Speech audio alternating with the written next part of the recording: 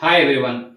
Students, whenever they will come to 10th to PUC, they used to tell us, sir, difficult we are facing, not understanding like that. The main reasons. First one, whenever they will come to school to college, that way of teaching is different from school teacher to college lecturers. So adjustment it will take some time. Second one, language problems. Next, third one, basics are not there means in school level, so they will not understand in college level also.